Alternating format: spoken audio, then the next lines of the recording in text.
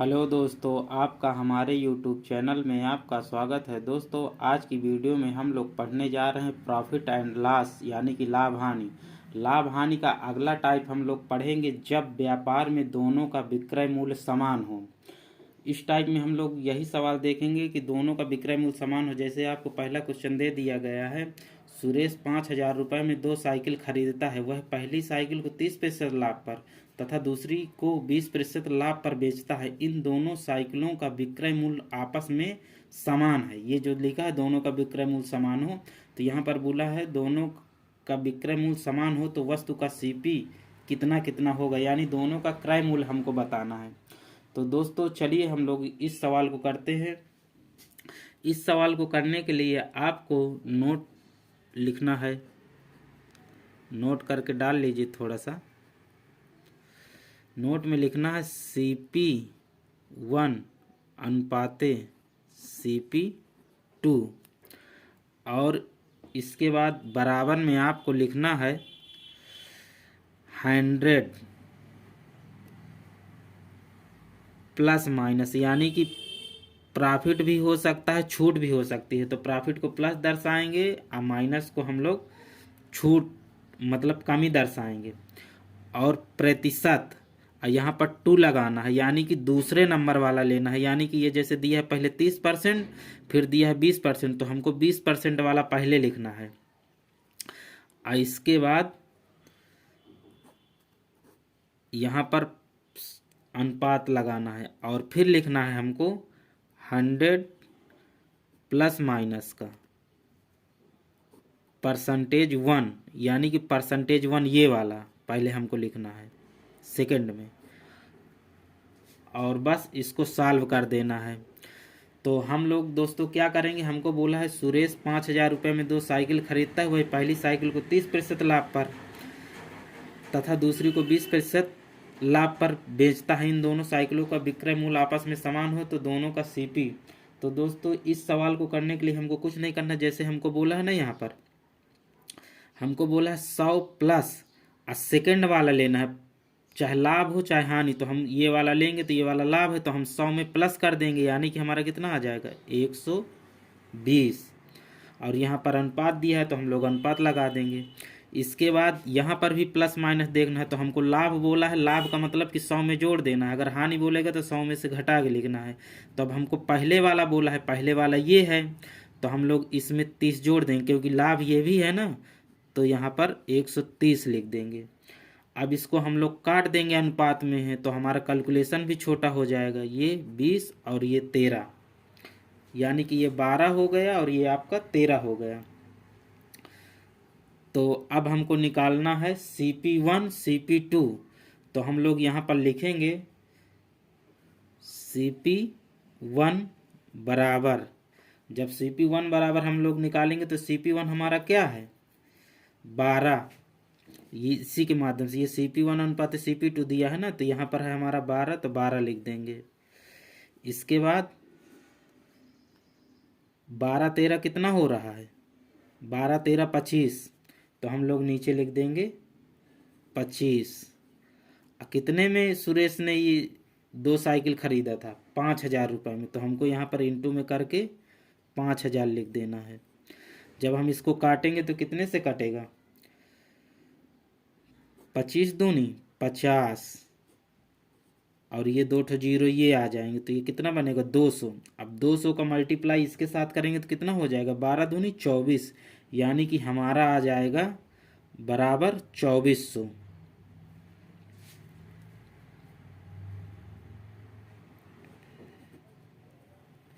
यही हमारा हो जाएगा CP1, यानी CP1 का आंसर ये है 2400। अब हम लोग करेंगे CP2 निकालेंगे। तो CP2 निकालने के लिए हम लोग करेंगे CP2, और बराबर में क्या दिया है 13, हम यहाँ पर 13 दिया है ना, तो हम लोग लिखेंगे 13 और इन दोनों का योग यानी 25 और गुणे में 5,000, 1 2 3, और इसको काटेंगे तो ये आएगा 200, और इसको मल्टीप्लाई कर देंगे, 13 दूनी 26, यानी कि हमारा आ जाएगा 2600 रुपये, यानी CP2 हमारा हो गया 2600 रुपये। यही हमारा आंसर हो जाएगा। दोस्तों आपको ऐसे सवाल में करने के लिए कुछ नहीं करना, हमको लिखना CP1 अनुपात CP2, और जब ये जो इक्वल टू यानी बराबर में है तो 100 प्लस माइनस के, यानी कि जब यहाँ पर दिया है वह पहली वस्तु को 30% लाभ पर, तो यहाँ पर पहली वस्तु को 30% हानि पर भी तो हो सकता है, तो इसीलिए यहाँ पर प्लस माइनस बना दिया गया है। अगर हानि होगी तो 100 में से घटा के लिखना है, अगर लाभ होगा वृद्धि होगी तो आपको 100 में जोड़ के लिखना है। ये 2 का मतलब होता है कि पहले वाला नहीं, जैसे पहले हो गया 30%, फिर बाद में हो गया दूसरी बार में 20%, तो आपको दूसरा वाला लिखना है, ये वाला इधर, और फिर ये वाला सेकंड में लिख देना है, यानी पहले वाला के सेकंड वाले में, और इनको अनुपात में है तो इनको काट देना है। काटने के बाद जो आएगा आपको CP1 CP2 निकाल लेना है, आपका आंसर आ जाएगा। चलिए अगला क्वेश्चन देखते हैं दोस्तों। अगला क्वेश्चन है, सुरेश 6000 रुपये में 2 साइकिल खरीदता है।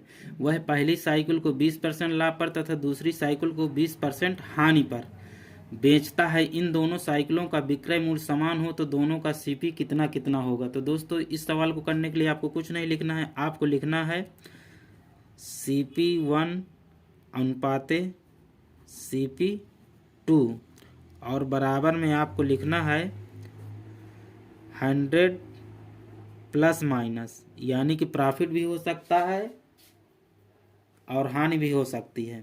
और यहाँ पर परसेंटेज लगाना, परसेंटेज लिखना, जो परसेंटेज दिया जाता है कि इतने प्रतिशत का लाभ या इतने प्रतिशत की हानि, और यहाँ पर लगाना है हमको 2, यानी कि सेकंड वाला हमको लिखना है, और यहाँ पर अनुपात का चिन्ह, फिर यहाँ पर 100 प्लस माइनस का परसेंटेज, फिर यहाँ पर 1 लिख देना है, यानी कि प्रथम वाले का। अब यहाँ पर हम लोग ऐसे लिखने के बाद हम लोग करेंगे, इसको निकालेंगे, तो हमको दूसरे नंबर का लिखना है ना यहाँ पर। तो दूसरे में हमको क्या बोला है, पहली साइकिल को 20% लाभ पर तथा दूसरी को 20% हानि पर। तो हानि बोला है तो 100 में से घटा के लिखेंगे 20, तो आपको कितना आएगा, 80 आ जाएगा।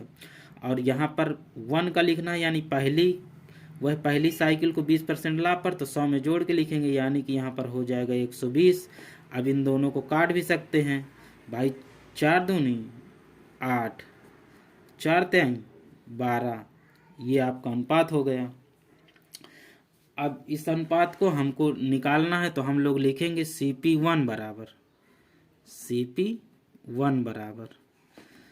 अब CP1 हमको निकालना है, तो CP1 हमारा ये है, तो हमको लिखना है 2 बटे में इन दोनों का योग, तो 3 2 5।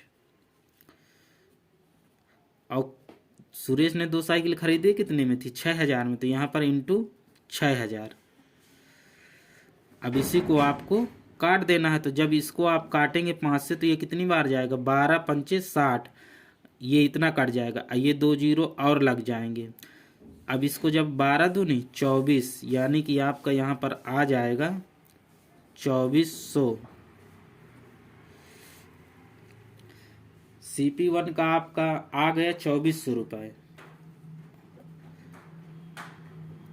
अब हम लोग निकालेंगे CP2, तो CP2 निकालने के लिए आपको लिखना है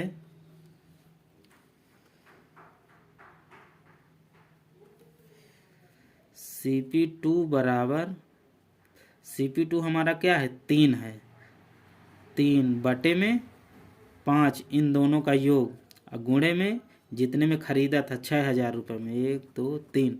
अब इसको काटेंगे तो हमारा आएगा कितना, 1200, और इसके साथ मल्टीप्लाई कर देंगे 3 के साथ, तो हमारा कितना आ जाएगा, 12 3 3600, यानी CP2 हो गया हमारा 3600 रुपये। और यही हमारा हो गया दोस्तों आंसर। दोस्तों ऐसे सवाल को करने के लिए हमने कुछ नहीं किया, बस जैसे ये बोला है CP1 अनुपात CP2 वैसे ही हमने रख दिया है। हमको पहले में बोला है कि 20% लाभ और दूसरे में बोला है 20% की हानि, तो यहाँ पर 2 का मतलब है कि दूसरे वाले को लिखना है, तो हमने इसको 100 में से घटा के लिख दिया, क्योंकि हानि हो रही है ना। 100 के नीचे जाओ तो हानि होती है, 100 के ऊपर जाओ तो लाभ होता है। और पहले वाले में यानी 1 लिखा है, यानी पहले वाले को लिखना है, तो 20% लाभ, तो 100 में 20 हमने जोड़ दिया, तो यहाँ पर 80 हो गए, यहाँ पर 120। इन दोनों को काटे तो 20, 40 दूनी 80, 40 तियाँ 120। अब इन दोनों को, अब CP1 का मान 2 हो गया, CP2 CP2 का मान हो गए 3, तो CP1 का निकाले तो 2, और इन दोनों का योग करके जितने में खरीदे तो उतने में इसको लिख के काट दिया, 2400 इसका आ गया। इसी तरह इसको कर दिए तो 3600 इसका आ गया। तो दोस्तों मैं आशा करता हूँ कि मेरे द्वारा बताए गए सवाल आपको समझ में आए होंगे। तो दोस्तों अगर आपको वीडियो अच्छी लगी हो तो वीडियो को लाइक, शेयर, कमेंट और चैनल को सब्सक्राइब जरूर करें।